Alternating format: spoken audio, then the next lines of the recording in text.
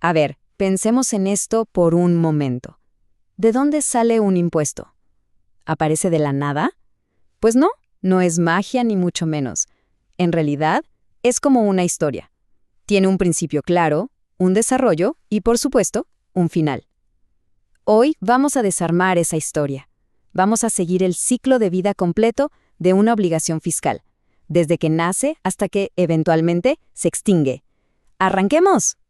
Y como toda buena historia, esto no surge porque sí. Hay un guión, un proceso legal súper específico que le da vida. Entender este primer paso es, de verdad, la clave para poder descifrar todo el sistema. Así que bueno, sigamos este camino paso a paso. La primera parada es el momento exacto, el instante preciso en que todo esto comienza. Todo, absolutamente todo arranca con una chispa. En la jerga legal se le llama hecho imponible. Pensemos en esto como si fuera el interruptor que enciende toda la maquinaria de la obligación de pagar un impuesto. Un evento único y específico que lo pone todo en marcha. Y acá hay algo que es crucial. No es algo arbitrario. La ley es como un manual de instrucciones muy claro. Si se cumple la hipótesis A, entonces, y solo entonces, se activa la consecuencia B, que es pagar el impuesto. Es la piedra angular sobre la que se construye todo el edificio. Bueno, y acá la cosa se pone súper interesante, porque este famoso hecho imponible no es una sola cosa, ¿eh? Es como un rompecabezas de 4 piezas. Y para que nazca la obligación de pagar, se tienen que encajar todas a la perfección. A ver, imaginemos el caso de una artesana. El qué es la venta de su producto. El dónde, bueno, digamos que es en Argentina. El quién es ella, la artesana, y el cuándo es justo el instante en que se concreta la transacción. Si esos 4 elementos hacen clic, ¡bingo! Ahí mismo nace la obligación. Bien, una vez que la obligación nació, que ya existe, entran en escena los protagonistas. Y ojo acá, porque no siempre quien tiene que pagar es la persona que uno se imagina. La ley define todo un elenco de personajes con roles muy, muy distintos. En esta relación tributaria hay 2 lados bien definidos. Por un lado, está el sujeto activo, que siempre, pero siempre es el Estado. Es el que tiene el derecho a cobrar. Y en la otra esquina tenemos al sujeto pasivo, que es la persona o la empresa que efectivamente tiene la deuda. Y es acá donde la trama se complica un poquito. Porque, como decíamos, no todos los deudores son iguales. El contribuyente es el actor principal, el que llevó a cabo el hecho. Pero a veces, la ley introduce otros personajes.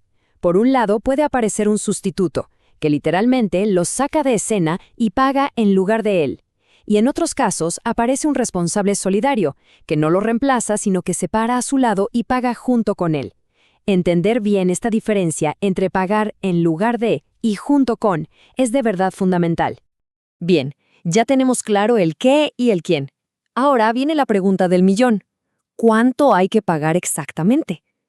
Veamos cómo se le pone un número concreto a esa deuda. La matemática en realidad es bastante directa.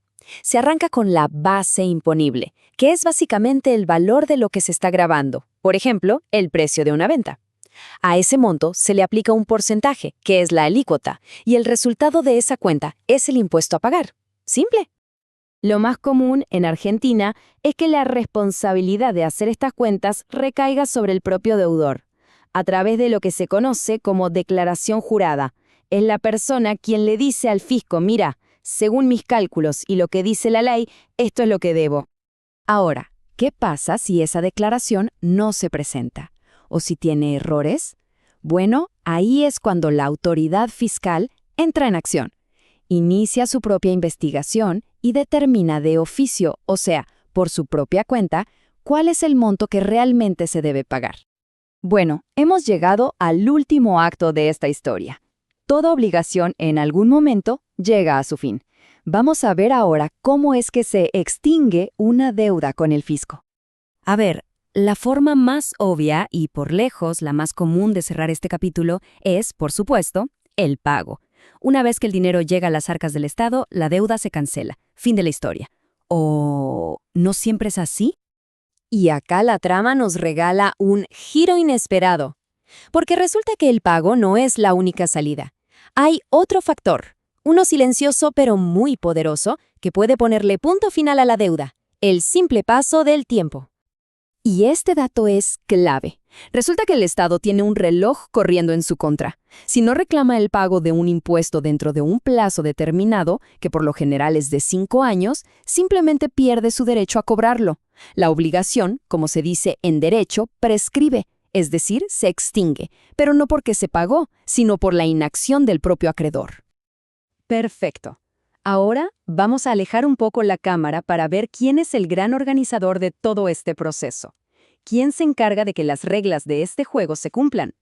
En Argentina, ese gran organizador es la AFIP. Es la entidad que se encarga de dos cosas fundamentales. Por un lado, recaudar el dinero de los impuestos. Y por otro, fiscalizar que todo este ciclo que acabamos de ver se cumpla como corresponde. Y como se ve perfectamente acá, la AFIP no es una sola cosa. Hay que pensarla como un gran organismo con 3 brazos principales. La DGI, que se ocupa de los impuestos internos como ganancias o el IVA. La DGRS, que maneja todo lo relacionado a la seguridad social como las jubilaciones. Y la DGA, la famosa aduana, que controla todo lo que entra y sale del país. 3 áreas distintas, pero todas bajo el mismo paraguas. Y ahora que recorrimos el ciclo completo, desde el nacimiento hasta la extinción, la pregunta final es un poco más profunda. ¿Cómo se diseña un sistema que sea eficiente para el Estado, pero que al mismo tiempo sea justo y relativamente simple para la gente? Encontrar ese delicado equilibrio, bueno, eso no es solo una cuestión técnica, es en gran medida lo que define el pacto social entre una ciudadanía y su gobierno.